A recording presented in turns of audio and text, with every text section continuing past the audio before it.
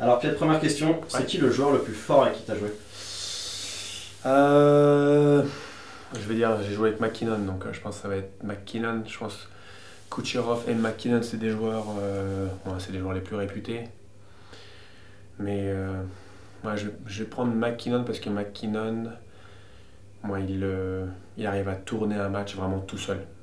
Et c'est juste la puissance, la précision de shoot, l'agressivité à la cage, de jamais être satisfait de juste passer un joueur. Il avait cette mentalité-là de gagnant en permanence. Moi, je veux dire, lui, le plus fort, je pense, avec lui. Et à l'inverse, celui qui est le plus fort que tu as affronté? Moi, ça va être McDavid, je pense. C'est pour la même situation. Ils sont tous les deux aussi forts dans leur domaine, mais le truc le plus fatigant, parce que j'ai joué contre les deux. Et c'est juste le fait de jamais. Moi, j'ai toujours un rôle défensif, donc je devais jouer contre eux défensivement. Mais c'était fatigant parce que c'était jamais genre. T'arrives à les bloquer et puis ils s'arrêtent. C'était toujours. Ça freine, ça repart, il faut toujours que tu les aies en ligne de mire. Quand ils sont le palais, c'est toujours. Même si tu leur donnes pas de place, ils essaient de venir et te déshabiller toujours. D'essayer de te battre en un contre un. Et puis ils arrivent à battre le défenseur, toi t'es derrière, tu te dis bon ben il peut pas, on est deux, mais il va quand même essayer de te battre. Là, cette mentalité de compétiteur comme ça, a toujours essayé d'avancer, de battre, d'attaquer la cage, je pense que c'était le meilleur là-dessus. C'était en fait autant physiquement que mentalement que c'était dur de suivre. Bon, mentalement, tu disais, t'avais une certaine appréhension, tout le monde te disait fais attention parce que ça va venir. Et puis en fait, c'est le genre de joueur où dès qu'ils viennent proche de toi, dès que tu as les yeux qui regardent le palais, c'est fini. Donc c'était une genre toi, tu devais toujours être en actif, mentalement, d'être sûr, ton temps de réaction devait être tellement court pour peu importe le geste qu'il allait faire, de réussir à toucher le palais, de détruire un peu, toucher un patin, quelque chose qui fait que ça allait le désorienter. Parce que techniquement, ces joueurs-là, ils sont vraiment, vraiment très forts. Est-ce que tu as en tête un joueur qui était vraiment très chiant à jouer dans le sens un peu dur, etc. Ouais. Mais après, j'ai trouvé. À l'époque, moi, quand j'étais là-bas, il y a une année où j'ai trop de chèques. Et c'était insupportable. Mais après, tu avais Hyman à Edmonton. C'est pareil, toujours à être fort sur le palais, toujours devant la cage, toujours à te faire chier en permanence, jamais abandonner. Moi, ça fait partie des joueurs. Après, tous ces joueurs-là, Kachuk, tous ces mecs-là qui sont. C'est pas les mecs les plus talentueux, mais ils ont quand même une sorte de talent. Mais en fait, ils jouent un hockey un peu comme à l'ancienne. Ben, eux, ils sont toujours un peu la mentalité que nous on veut avoir, les Français, un peu les chiens galeux. Ben, eux, ils jouent avec cette mentalité-là, en plus du talent. Du coup, ça les rend vraiment fatigants à jouer contre. Et j'étais sûr, j'en oublié un ou deux, mais ces joueurs-là. Et il en faut des mecs comme ça dans une équipe. T'es obligé. Si tu veux une équipe qui gagne, il faut tous les rôles. Du coup, et puis les meilleures équipes, du coup, tu te retrouves à avoir des équipes comme la Floride qui a gagné l'année dernière, où tu as un de leurs meilleurs joueurs, Barkov, qui se retrouve à être talentueux, bon, mais il faut aussi les back-checks, il bloque des shoots, il joue en 4 contre 5, des joueurs complets qui sont prêts à tout faire pour l'équipe. Tu veux gagner, il te faut tout ça. Est-ce que tu as le souvenir d'un gardien qui est le plus fort sur un match en particulier auquel tu as affronté? Bah ouais, encore une fois, j'ai eu la chance moi, de jouer dans des équipes qui étaient quand même assez impressionnantes là-dessus. Puis je jouais avec Fleury notre première année pour aller. À chaque fois que tu vas jusqu'à à la finale de la Coupe Stanley, généralement ton gardien il est un peu sur sa tête à faire des arrêts. Et la première année, je pense que c'est peut-être le match 5 contre Winnipeg en finale de conférence où tu as Fleury qui. Bah, toute la série il est incroyable. Moi, je pense que dans les meilleurs arrêts de l'histoire des playoffs, tu vas en avoir un ou deux où c'est lui à ce moment-là, Fleury. Et puis après, tu as le match 7 contre Toronto. L'année où on va en finale avec Tampa. Tu as Vasilevski, je pense qu'il prend un but moyen. On gagne en match 6, mais je crois qu'il prend deux buts peut-être, ou un but, c'est pas des beaux buts. Je me rappelle juste après ça, il y avait une stat qui était sortie, Vasilevski après un match 6, le nombre de buts encaissés, c'était sort 0 but sur 35 shoots. C'est une stat impressionnante. Et je me rappelle, dès le début du match, tu avais tout le monde dans l'équipe qui disait il n'y a rien qui peut nous arriver. C'est un match 7, on est à l'extérieur, mais. Et il a fait un match incroyable. Et je me suis dit, tu changes de gardien, c'est fini, moi, c'est pas possible. Et à la fin, ça a fini genre Tampa a gagné, Nick Paul a marqué 2 buts. Et ça est un peu passé sous les. Il y a eu 0 but marqué encore une fois. Comme il avait écrit dans la stat, tu vois, c'est prédit exactement comme c'était écrit. Mais il n'avait pas fait des arrêts qui étaient incroyables. Il était juste. Il n'y avait pas un rebond. Les palais, il avait un plastron autocollant. Ça se bloquait.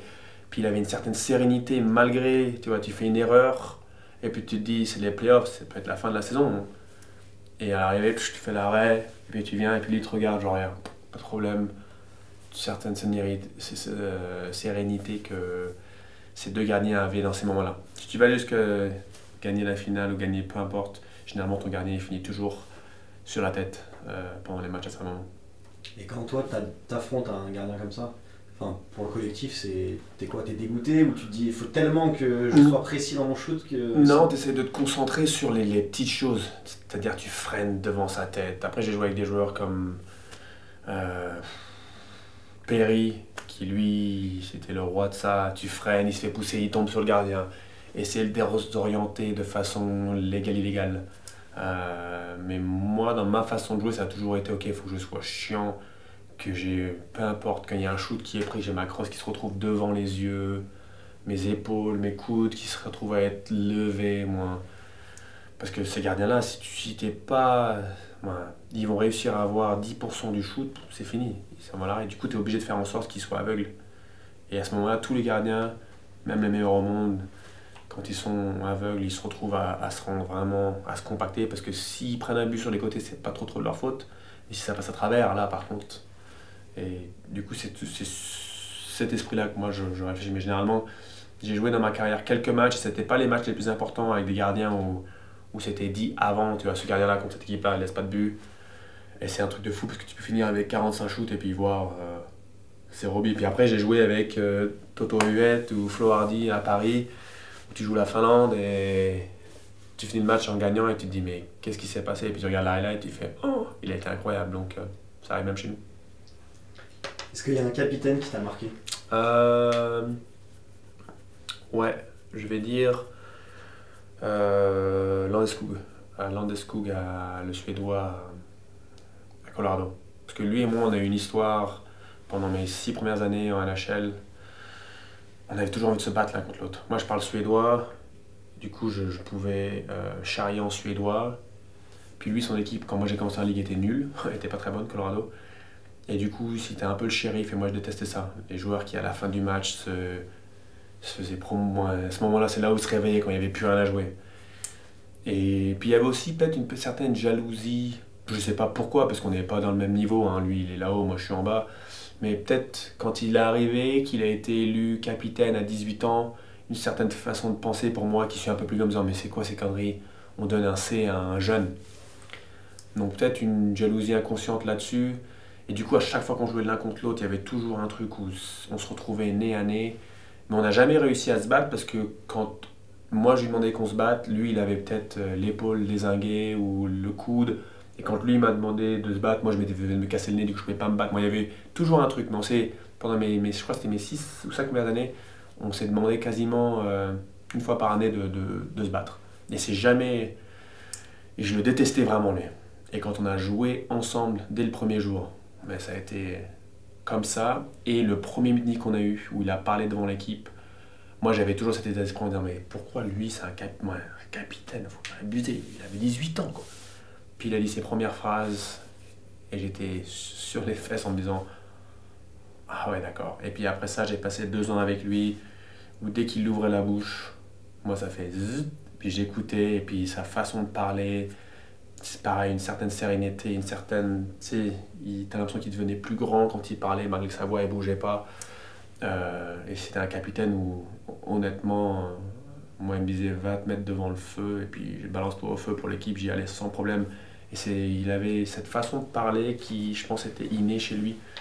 Dû au travail qu'il a eu avant, tout ça, il avait une certaine confiance et ça a été peut-être le capitaine pour moi qui a été le plus impressionnant.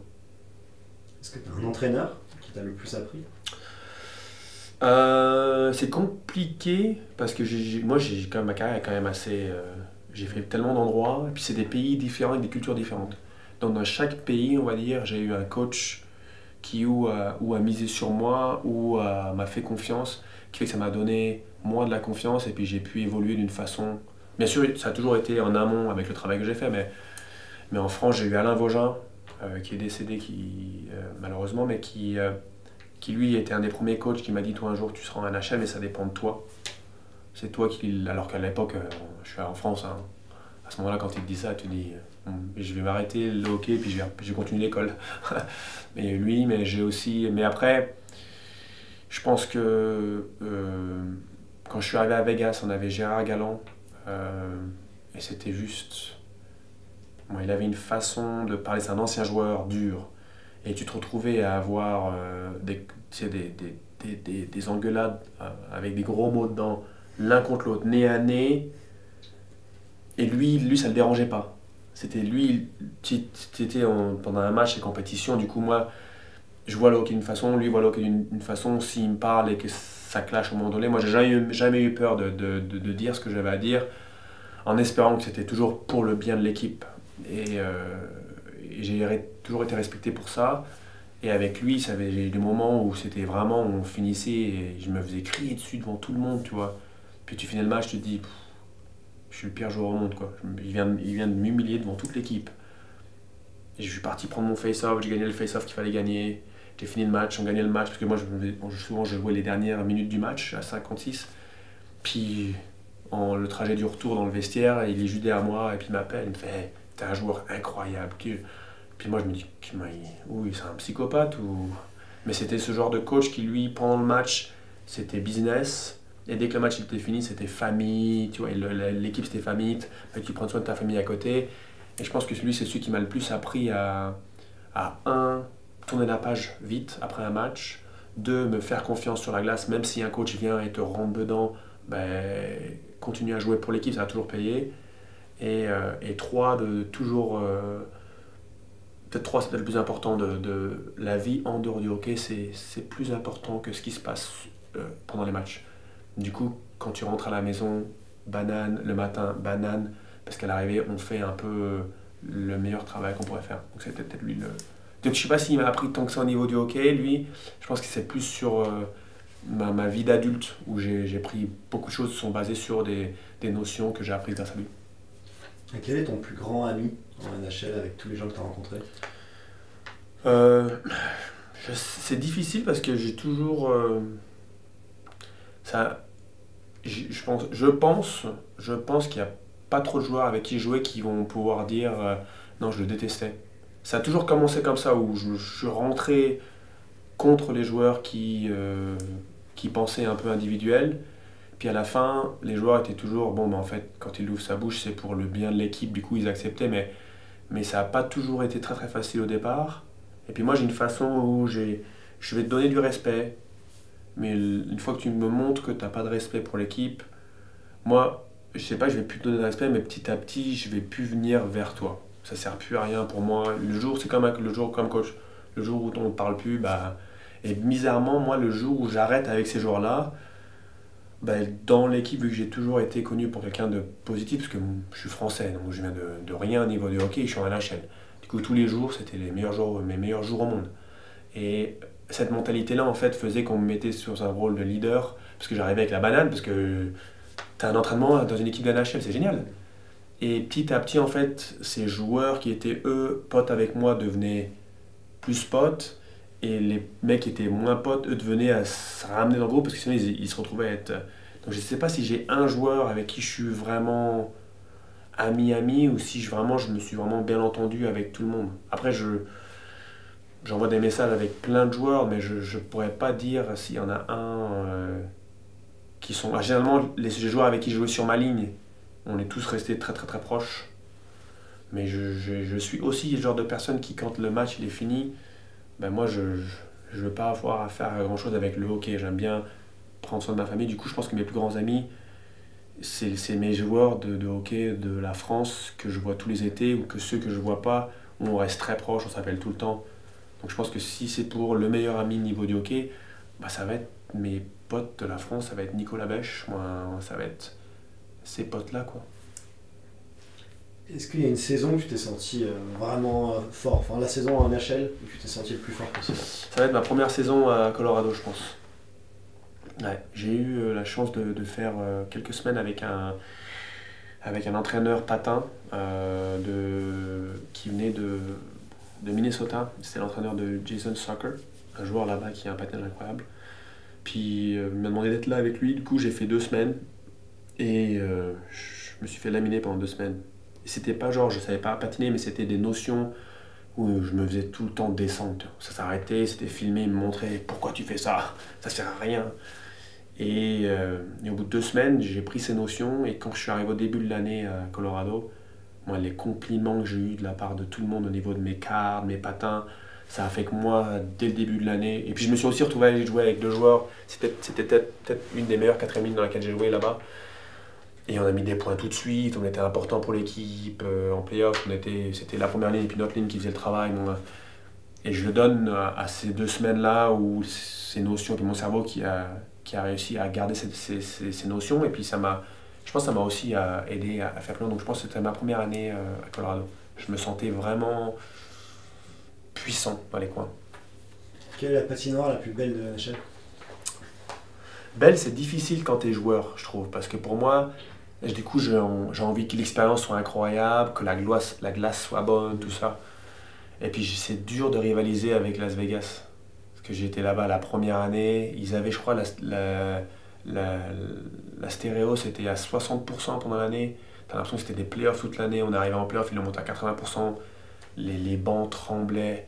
Et puis dès la première année, tu dois faire une journée vidéo. C'est une journée où tu fais mais ce qu'on fait là, mais fois 300. Et Vegas, c'était mais des idées, mais j'avais jamais vu ça. Des vidéos qui filmaient pour l'année d'après. Moi, dans ma tête, je me dis, qu'est-ce qu'on fait, quoi? Et puis eux, ils nous disaient, tu sais, nous, ça fait 25 ans qu'on est dans le business. Hein. Là, on commence dans le hockey, mais tout ce qui est TV, tout ça, nous, Vegas, c'est des shows en permanence. Du coup, on va faire, notre Vegas, on va être l'exemple pour tout le monde. Et c'était une année, j'ai passé l'année à regarder le grand écran, parce qu'il y avait des trucs que j'avais jamais vu de ma carrière. Donc, pour moi, c'était une belle patinoire, l'ambiance était incroyable, la glace était bonne pour jouer au hockey sur glace, il faisait chaud dehors. Moi, ça a été... Après, il y a toujours la patinoire de Boston qui reste pour moi assez haute dans ce genre de classement parce que c'est la patinoire où je joue mon premier match à NHL. Du coup, c'est la patinoire où tu arrives et tu dis j'ai réussi. Donc cette patinoire-là, même si c'est pas la plus belle patinoire, elle sera toujours placée au niveau classement très très haute dans une liste comme ça. Et pour finir, est-ce que tu pourrais nous décrire la NHL en un mot?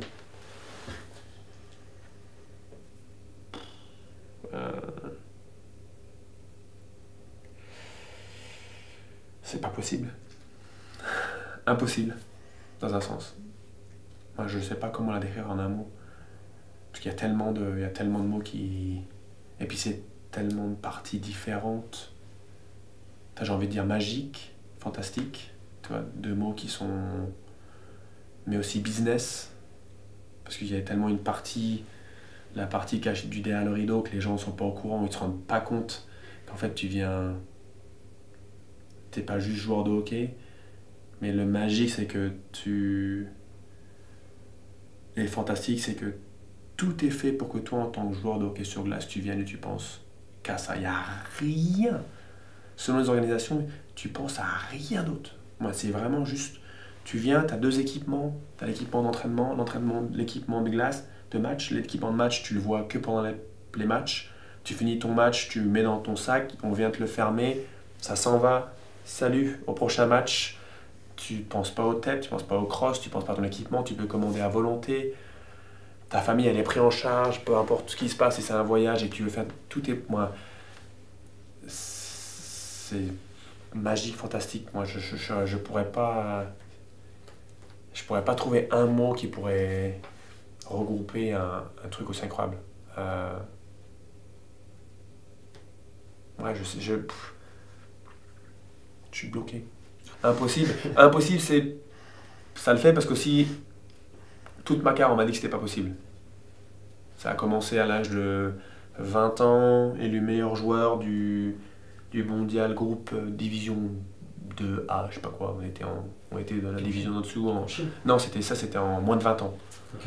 Où je me retrouve à rencontrer des scouts de Washington, et puis la première réflexion que j'ai eue du manager à l'époque de l'équipe de France, c'était prends pas le boulard, ça arrivera jamais à un Français. Donc j'ai grandi dans une génération où c'était quelque chose de pas normal. On n'avait pas 3 joueurs qui jouaient en NHL ou 2 joueurs qui jouaient. Moi, on avait Christo, puis avant ça on a eu Boz, puis on avait Seb Bordelot. Tu vois, moi c'est ma génération, et puis c'était à compte-gouttes, tu vois, que tu les voyais. Déjà, s'il n'y avait pas internet, il n'y avait pas les réseaux sociaux. Du coup, la NHL, ça n'a jamais été quelque chose un but pour moi. Je n'avais rien à cirer. Ouais, c'était quelque chose d'incroyable avec les poches. Par contre, les JO, alors là, lui, il est dans le cœur, tu vois. Mais la NHL, du coup, d'y arriver, c'était quelque chose de... Après toutes ces années où on m'a dit que c'était pas possible, tu vois, d'arriver en Suède, de parler avec une équipe NHL à 26 ans, penser de partir, puis je me blesse, boum, le hockey s'arrête pendant 6 mois. Du coup, à ce moment-là, j'ai 26 ans, c'est fini ma chance. Puis à 29 ans, je signais un contrat, c'était genre, mais qu'est-ce qui se passe, moi? Du coup, tout ce truc impossible, je pense que ça peut représenter un peu le... Mais je veux dire aux jeunes de maintenant que je suis la preuve que c'est possible. Rousse l'a fait, la bonne chose. Tex, lui, il a un talent qui est... Bon, on va le sortir de ce lot-là. Lui, il a rien à foutre en Europe, lui, il faut qu'il reste là-bas. Parce que c'est vraiment un joueur NHL, dans un sens, il a tout pour devenir grand joueur NHL. Mais si tu prends Ovi, Tex, Rousse et moi, je pense que pour les jeunes Français, c'est peut-être le meilleur exemple, parce qu'à l'arrivée, on n'y est pas spécialement arrivé juste grâce à notre talent, on y est arrivé par rapport à... On est devenu plus fort dans tout ce qui est extra glace, tu vois. On travaillait plus que les autres, et grâce à ça, on arrive à la NHL. Donc, ça n'a rien à voir avec la question que tu m'as demandé, mais au pire des cas, tant qu'à donner un conseil à quelques jeunes, c'est possible si moi j'y suis arrivé. Super, merci Pierre. De rien. Ouais.